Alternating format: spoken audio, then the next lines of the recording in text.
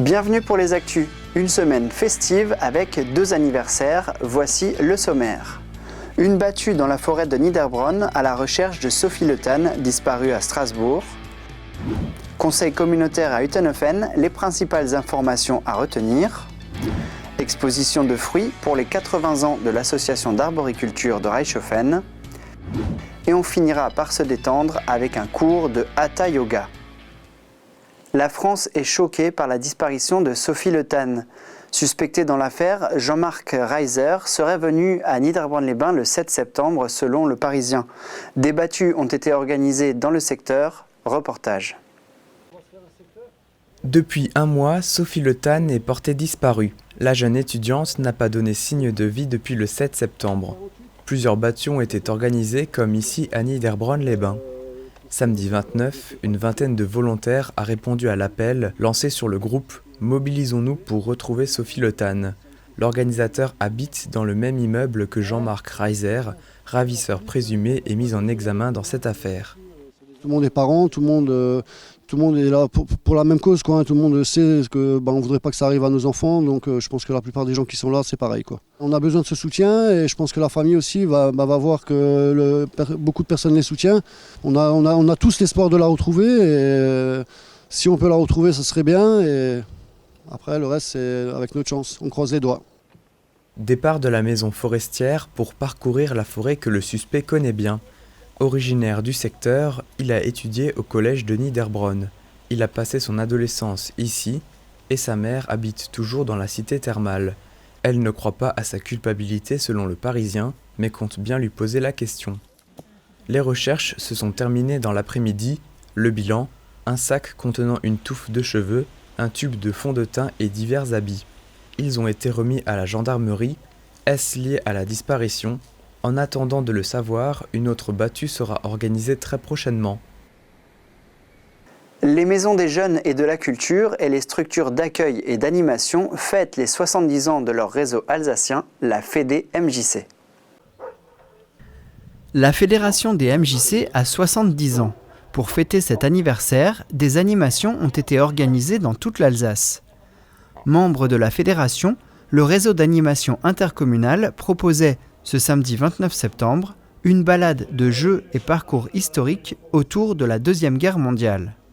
La MJC de Dambach-Neuenhofen et l'association de tir du village sont associées à la journée.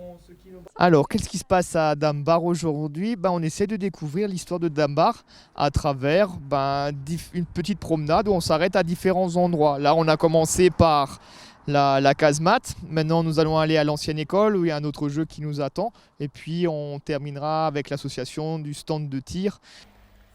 Le beau parcours et l'intérieur de la casemate étaient une découverte pour ces jeunes. Les visites ont permis d'avoir une illustration concrète de l'histoire. Traditionnelle soupe aux pois ce dimanche 30 septembre à Rothbach. Cela fait 40 ans que le club vosgien organise cet événement dans la commune, mais ce n'est que la 38e édition car il y a eu 2 annulations. Au programme pour se mettre en appétit, des marches dans le village, 130 personnes y ont participé.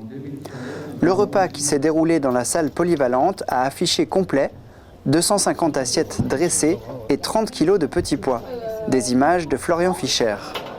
Les bénéfices récoltés serviront à payer l'outillage pour l'entretien des sentiers, des panneaux ou encore pour faire de nouveaux bancs. Prochain rendez-vous du club vosgien de Rothbach le 4 septembre pour la sortie de clôture.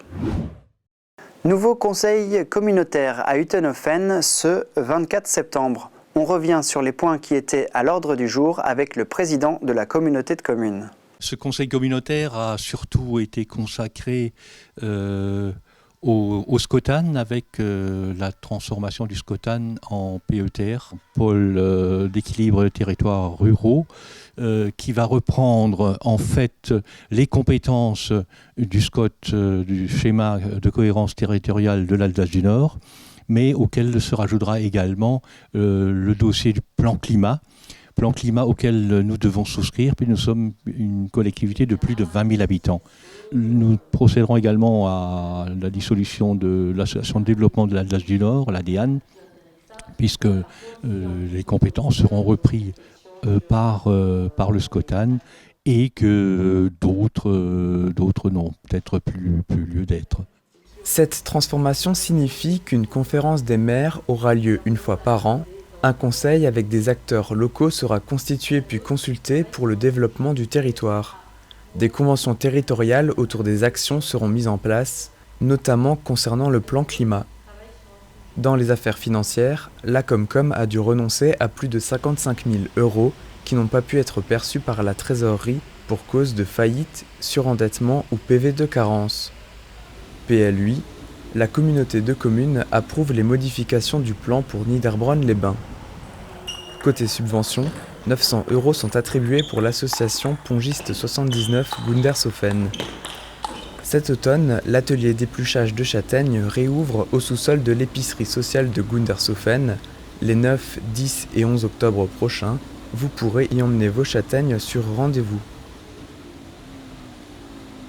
L'exposition est habituelle, mais l'année est exceptionnelle. Déjà parce qu'il y a beaucoup de pommes, mais surtout parce qu'on fête un grand anniversaire. L'association des arboriculteurs de Reichshofen fête ses 80 ans. L'exposition de fruits est l'occasion de montrer la grande variété de pommes qui poussent ici. 2 représentations géantes complètent le panorama, la grande arche et le marteau-pilon. Ces tableaux de pommes n'avaient pas pu être exposés les années précédentes car il n'y avait pas suffisamment de fruits. Pour cet anniversaire, les enfants de l'école Pierre Deleuze ont offert des dessins. On a fait des dessins et c'est les arboriculteurs qui ont choisi nos dessins. J'ai fait celui-là. Un arbre avec beaucoup de numéros et beaucoup de lettres. Il y a le nombre 80, j'ai écrit joyeux anniversaire et j'ai mis des pommes. Quelques 120 arboriculteurs font partie de l'association. Ils proposent du jus de pomme, frais ou pasteurisé.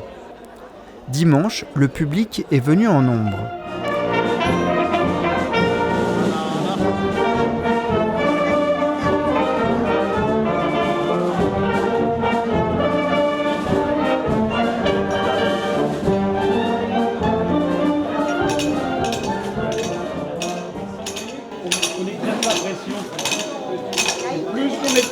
Plus le jus va couler. Bernard est président depuis l'an 2000, mais il est tombé dans les pommes bien plus tôt. Moi, c'était en 86 quand j'avais planté des arbres et je ne savais pas comment les tailler. Alors je suis adressé à l'association et quelques mois après, l'ancien président est venu me chercher, mais écoute, tu ne veux pas rentrer dans notre association, dans le comité. À ce moment, un peu de jeunes. Et là, je suis rentré là-dedans. Et depuis, j'ai gravi les échelons. À la recherche de nouveaux membres et de moniteurs d'arboriculture, il faut donner le goût aux pommes dès le plus jeune âge. Les enfants des écoles de Reichshofen sont venus visiter l'exposition et surtout déguster le jus avec quelques résidents de l'EHPAD Marzolf. L'hiver arrive, les arbres vont maintenant entrer en dormance, mais pas les arboriculteurs qui proposeront des cours de plantation puis des cours de taille. Un esprit sain dans un corps sain. Le yoga qui signifie union, unit donc posture et méditation. Les cours de Hatha Yoga ont repris à Gumbrechtshofen et Utenhofen. Comme 600 autres professeurs à travers la France, Caroline Seibert est formée par la Fédération française. La discipline du Hatha Yoga se définit littéralement par l'union entre le Ha, qui signifie soleil, et le Ta, la lune, représentant le positif et le négatif. Donc le yoga n'est pas seulement une discipline du corps, c'est aussi une discipline du cœur. Hatha, c'est la forme la plus abordable du yoga. C'est la forme où on travaille à partir des postures, à partir du corps, tout en ayant en tête aussi le côté spirituel, le côté psychologique, le côté bien-être que apporte le yoga. Les séances sont des moments de calme et de détente. Les participants adoptent des postures qui font du bien moralement et physiquement. Alors dans une séance de yoga, ça s'articule à peu près toujours de la même manière. On commence par des échauffements, puis des postures debout, assises, sur le dos, sur le ventre, à genoux. Donc on travaille vraiment l'ensemble du corps et on travaille en même temps la respiration, la concentration et on termine toujours par une relaxation-méditation. La pratique fait partie de l'hygiène de vie des quelques 11 000 hatha yogistes de France. Une discipline qui fait de nouveaux adeptes chaque année. Le groupe Bloß-Nickel se produit dans son village, plus exactement au chalet Wiesbach. Samedi 29, le concert à Hofwiller était organisé par l'harmonie du village.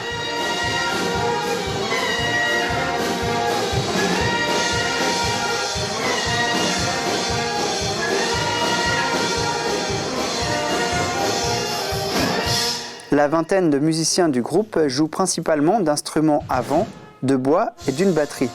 D'où son nom, les Bloß-Nickel, que l'on pourrait traduire en simplifiant les souffleurs d'Hofwiller. Les concerts du groupe reprendront l'an prochain. Les boulistes maintenant, ils se sont retrouvés pour le tournoi du club des cuirassiers. Samedi 29 septembre, ils sont 80 à s'être affrontés en triplette. Les gagnants sont Jean-Marc et Sébastien Kopitz et Fabrice Lehmann. Le club a déjà un nouveau rendez-vous, mais pas de boules cette fois. Ils organisent un tournoi de belote le 19 octobre à Reichshofen. La météo, un week-end mitigé avec du soleil puis des averses prévues dimanche. Un temps nuageux puis encore des averses jeudi et vendredi. Les températures seront comprises entre 5 et 25 degrés avec une moyenne de 22 degrés. La qualité de l'air sera bonne avec un indice de 3 sur 10 au moins pour les 2 prochains jours. Tout de suite, c'est l'interview de la semaine avec Rémi Bertrand qui nous parlera de l'Eurodistrict Pamina. C'était le journal de TV3V, merci de nous avoir suivis et à très bientôt.